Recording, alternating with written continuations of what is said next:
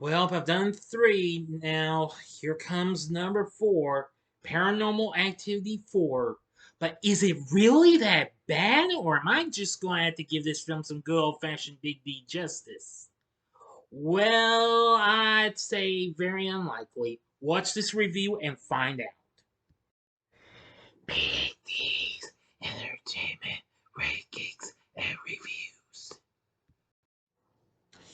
Greetings, my fellow YouTubers, and welcome to Big D's Entertainment Rankings and Reviews. My name is Doyle, they're known to as the Big D. And this time around, I'm going to review the 2012 found footage supernatural horror flick Paranormal Activity 4, released by Paramount, directed by Ariel Schulman and Henry Joost, who did the previous film. The film was written by Christopher Landon from a story by Chad Feehan.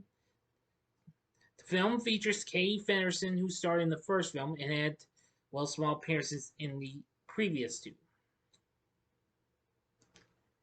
Now, this serves as the real sequel to Paranormal Activity 2, since 3 was more the prequel. Now, the film really got this big time, and I can't really blame them for it. But anyway, it did okay, but not too good, though. But now, if you haven't seen my reviews for the other three films, I advise you to click on that card and go to the playlist so you can catch what you might have missed or see them again if you wish before you go into this. Okay, let's get started.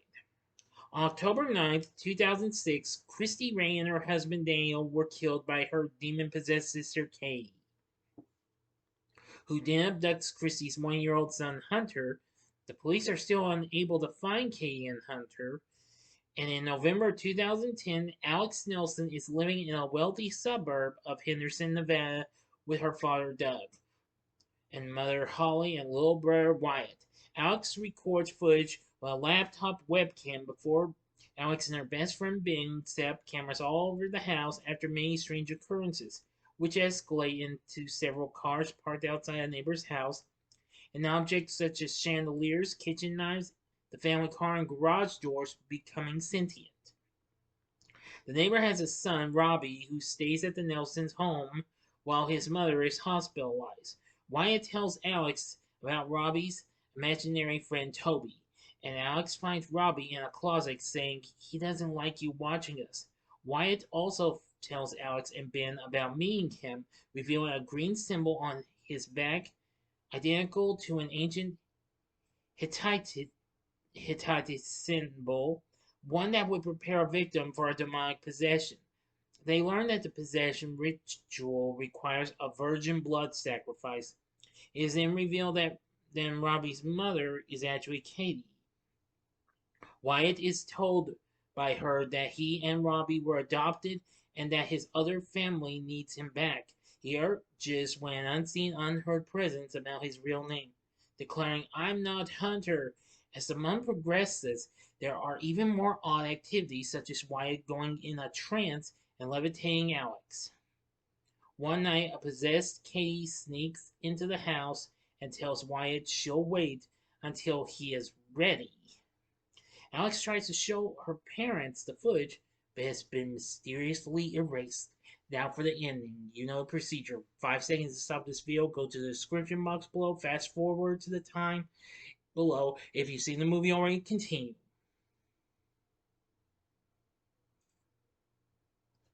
Okay, you've been warned. The next night, while Doug and Alex are at dinner, two deaths occur at the home. Holly is violently thrown against the ceiling, and Ben, visiting the home to inform Alex about the symbol's relation to a coven, has his neck twisted by Katie. Alex and Doug arrive home, and Doug goes next door believing he saw Holly and Wyatt. Alex finds Ben's body and is suddenly knocked down by a force. She flees to Katie's home and finds Doug being dragged out of sight. She searches for him when she hears Wyatt's voice before a demonic Katie runs towards her. Alex escapes from Katie by jumping through a window into the yard, where she finds Wyatt and dozens of women walking towards her. Katie lunges at her, the camera falls to the ground, and the footage is cut off. End of story. Alright, so what did I think of Paranormal Activity 4? Well, it's alright, but it's not great though. It's just mostly the same old, same old. I do agree with what they're saying in my view.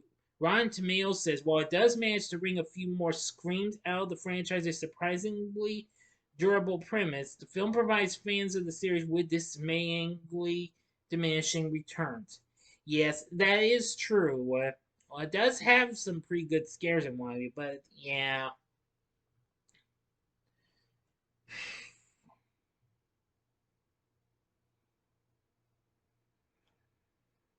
So anyway, I think it just could have just been just a little better, but hey, you don't have to take my word for it.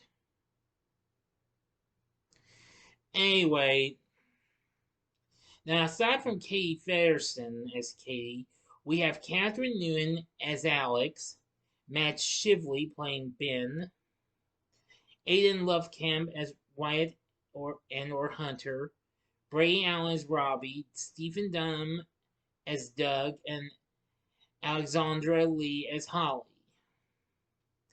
Voice got Frank Welker does Toby's vocal effects, which I think that's really cool. But anyway, Paranormal Activity 4, yeah, it's not that great though. So would I recommend it? Not really. I'd say avoid it. But if you are a die-hard fan of a completionist of this series, give it a one-time watch. But my recommendation is avoid it. Anyway, Paranormal Activity 4 is okay, but it's again not good. It's not great either. It's just okay. I actually would probably put this at the bottom along with the Ghost Dimension, which I will be reviewing that very soon.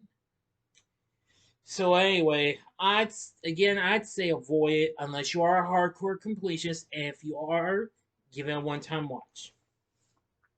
So, what are your thoughts on Paranormal Activity 4? You can let me know in the comments section below. If you like this video, click the like button, subscribe, and be a part of the Big D Nation. Now, I do have a slight change of plans. Now, you will get my review for the marked ones coming up tomorrow morning, and then late night tomorrow night, possibly going to starting the next day at maybe midnight or so, you will get my review of the Ghost Dimension. And on Friday, you'll get a different movie review. I'm not sure what it is. Don't worry, I'm still going to give you how I will be watching Halloween Ends, but that's review will be coming up on Saturday. All right? Stay tuned for this special review on Friday. Details to follow. Okay? Thank you. Enough said. So, if you like this video, consider checking out these other videos and what have you. In the upper left hand corner is my review of probably the best horror flick I've seen this year so far, The Black Phone. The upper right hand corner is my review for a much better type of supernatural horror flick, which is based on actual events, The Conjuring, which came out the following year after this came out. Or go to the bottom left hand corner and see my spoiler free review for a film Catherine Newton actually started, and that would be Freaky from 2020. And the bottom right hand corner is the button you can click to subscribe. If you like rankings and reviews on movies, TV, music, video games, etc., then I'm your guy. Thanks for watching. Until next time, I'm the Big D saying, see ya.